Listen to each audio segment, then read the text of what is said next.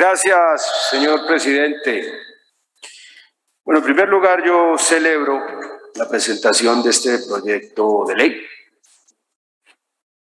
porque creo que encuentra una solución óptima en términos jurídicos a uno de los problemas más graves que ocurre hoy en el país, es el asesinato sistemático de los desmovilizados de las FARC.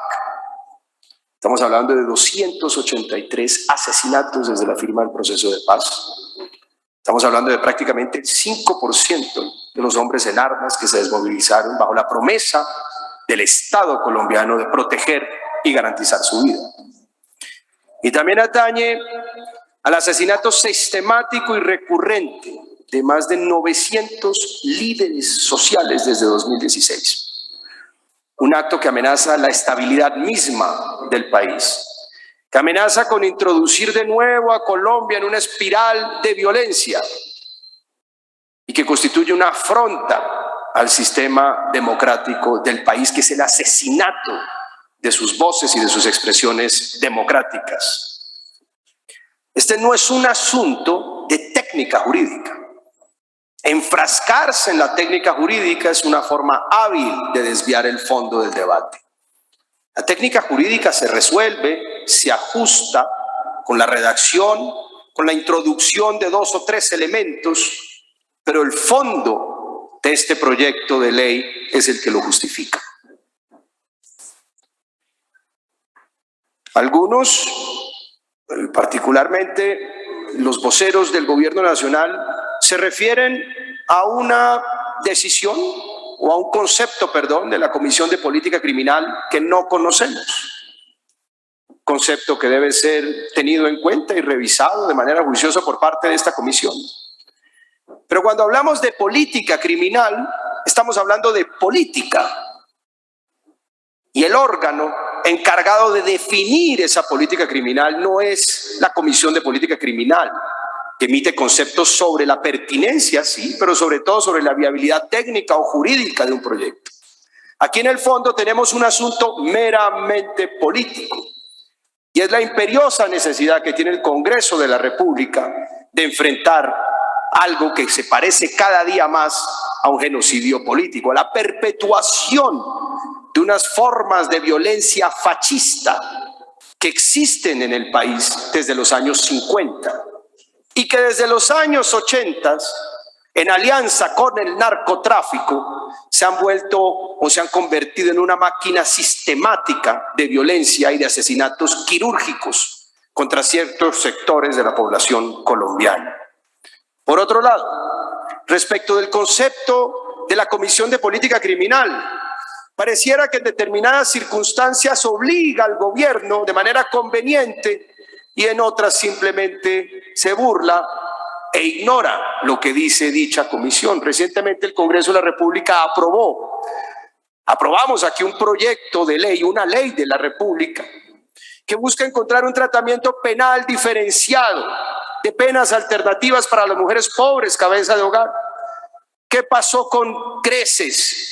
El filtro de la Comisión de Política Criminal, y que no obstante ello no fue óbice para que el gobierno nacional presentara unas objeciones absolutamente ridículas sobre la inconstitucionalidad de este proyecto. En segundo lugar, esta ley, aquí radicada en la Comisión Primera del Senado, atañe a la filosofía misma del derecho penal y de los equilibrios necesarios en un sistema penal acusatorio. En teoría, en principio, un homicidio plenamente probado no debería ser objeto de un principio de oportunidad. Es el más grave de todos los delitos, y más aún si su objetivo es cegar y silenciar a una voz política en representación de sectores de la sociedad colombiana. Solo de manera muy excepcional debe proceder entonces un principio de oportunidad. Y justamente eso es lo que busca este proyecto: establecer condiciones excepcionales para que proceda ese derecho de oportunidad. establecer circunstancias en donde el derecho de oportunidad se justifique en virtud de los intereses superiores del país, de su estabilidad, del mantenimiento del orden público y de la lucha contra la criminalidad organizada que sacude a muchas regiones del país y violenta la vida de los colombianos.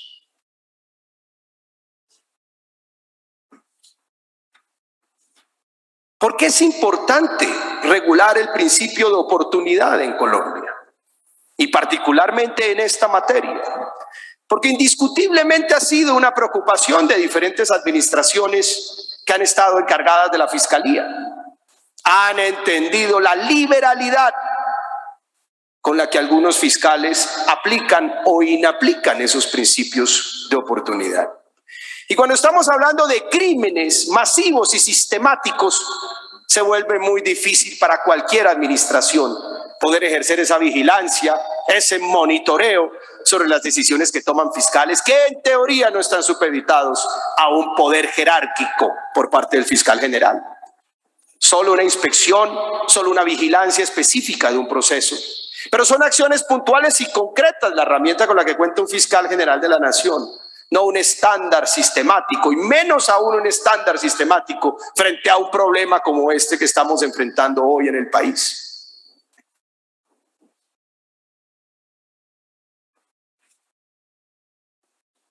En los términos del proceso penal acusatorio, en la práctica del sistema penal acusatorio encontramos básicamente, en primer lugar, una sobrecarga inmensa de trabajo que deben enfrentar los fiscales en todas las regiones y ciudades del país. Pero también no solamente enfrentan la presión de la sobrecarga de trabajo, enfrentan la presión de los grupos criminales. Hoy en Colombia se está viviendo un resurgimiento del crimen ligado al narcotráfico, de los grupos criminales del narcotráfico, como no lo veíamos desde hace décadas. Estamos enfrentando un escenario parecido al que vivió Colombia en los años 80, con un crecimiento lento, pero constante y permanente y amenazante del narcotráfico, hoy ligado incluso a estructuras internacionales particularmente agresivas y violentas, como el cartel de Sinaloa o el cartel de Jalisco Nueva Generación. Y para quien es un secreto que esa presión del crimen organizado se ejerce sobre los fiscales y sobre los jueces de la República. ¿Acaso no hemos visto a lo largo de estos 40 años el asesinato constante y permanente de funcionarios judiciales?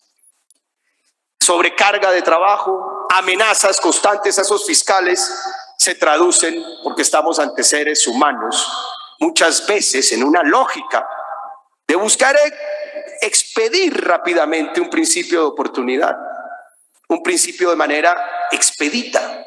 Salgamos de este caso de manera expedita para no tener que enfrentar el juicio y la doble carga que implica llevar un caso al juicio con toda su modalidad probatoria. Sacar rápidamente un principio de oportunidad se ha vuelto un reflejo y una salida incluso para muchos. Continúe, senador. Gracias. Que ven amenazada su vida por parte de estos grupos criminales. Y con esa inmensa libertad con la que cuenta un fiscal para definir ese principio de oportunidad, pues estamos muchas veces sacrificando justamente un principio de oportunidad sustancial y que nos permita desmantelar esas organizaciones del terror y del narcotráfico responsables de estos asesinatos. Este es un problema que no solamente ocurre en Colombia, es un problema propio de los sistemas acusatorios. Lo observamos en los Estados Unidos. Se coge el camino fácil, el camino ancho muchas veces, de cerrar los procesos con una confesión. Pero ¿cuántas confesiones en estos casos no son falsas? El sicario, en últimas, es el elemento más fungible de la organización criminal. El sicario es desechable. Por lo general es una persona que no tiene educación, que no tiene expectativa de vida, completamente excluida y en su pasado víctima de la violencia. ¿Y cuál es la ley del criminal que lo emplea y le paga para asesinar? La ley de la plata o el plomo. Aquí hay una plata y garantiza su silencio y le exigimos su silencio, o hay plomo para su familia y el sicario resignado, porque además no sabe vivir en un medio distinto al del crimen y el de la cárcel, termina aceptando los cargos y ganando algo, confesando lo que no ha debido confesar o confesando falsedades. Muchas veces el contacto de estos sicarios con un abogado se da por primera vez en el patíbulo de su condena. El abogado de oficio que llega a tramitar básicamente una confesión preformateada, muchas veces falsa, y que le termina diciendo con unas palmaditas en la espalda: acepte esos cargos, que usted no tiene salvación ni alternativa. Y no se le ocurra, dirá en su cabeza el sicario, que no se le ocurra involucrar a sus jefes, porque lo que viene es plomo, plomo para él o plomo para su propia familia, o lo asesinan en la cárcel, porque las cárceles de Colombia son un antro del crimen. Son un antro del crimen donde asesinar a otro reo es un deporte que se ejerce todos los días. Yo francamente no entiendo la oposición a este proyecto por parte de algunos sectores políticos aquí representados en la Comisión Primera. Observo una oposición meramente ideológica, porque se trata justamente de investigar y de dilucidar los crímenes de las FARC. Casi que eso despierta un mecanismo automático de oposición al proyecto. Pero también están los líderes ambientales, también están los líderes sociales. Pero si me permiten a los colegas, que pues, de manera muy respetuosa, hacerles la siguiente reflexión a quienes se oponen a este proyecto, es que este es el camino en últimas para desmantelar a las grandes organizaciones del narcotráfico. No solamente a los que asesinan a las FARC, donde por supuesto que hay narcotráfico. Pero es que muchas veces los que asesinan a las FARC son los mismos grupos reincidentes de las FARC. Gentil Duarte asesina a muchos desmovilizados de las FARC porque no colaboran con ellos. Lo mismo harán los de Marquetalia, pero lo mismo harán los de los Rastrojos, el Clan del Golfo, los Nevados, el Cartel de Sinaloa y todas esas expresiones del narcotráfico que se han regado como un hormiguero, pateado por todo el territorio nacional. ¿Quién se puede oponer a la desmovilización de las grandes organizaciones del narcotráfico? Porque es que la mezcla entre fascismo y narcotráfico es cierta y existe desde hace 40 años. Pues que acaso no lo hemos visto, no está ampliamente probado en este país. No se ha revelado en investigaciones, en artículos de prensa. ¿Cómo procede el narcotráfico en el país? ¿Cómo ejerce su control sobre la población?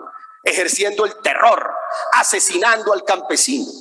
Todo actor ilegítimo que pretenda dominar a una población tiene que someterla mediante el terror, mediante el asesinato de sus dirigentes, de sus líderes. ¿Y por qué los asesinan? ¿Por qué se ceban en sus cadáveres? ¿Por qué los descuartizan? Porque solo el terror logra imponer una ley del silencio en el territorio. Solo el terror logra crear esas fronteras invisibles en las comunidades, necesarias para afianzar el negocio del narcotráfico y todas sus caras posibles. Disidentes, GAOs, Clan del Golfo, Oficina de Envigado, todas expresiones criminales dedicadas a un mismo negocio. Esos son los que asesinan a los disidentes de las FARC. Esos son los que asesinan a los líderes sociales. Esos son los que asesinan a los líderes de restitución de tierras. Oponerse a este proyecto es oponerse a la imperiosa necesidad que tiene el Estado colombiano de desmantelar a las grandes organizaciones del narcotráfico responsables de estos crímenes, con sus aliados, por supuesto, que todos conocemos, de la mano negra y del terror. Muchas gracias. Tiene la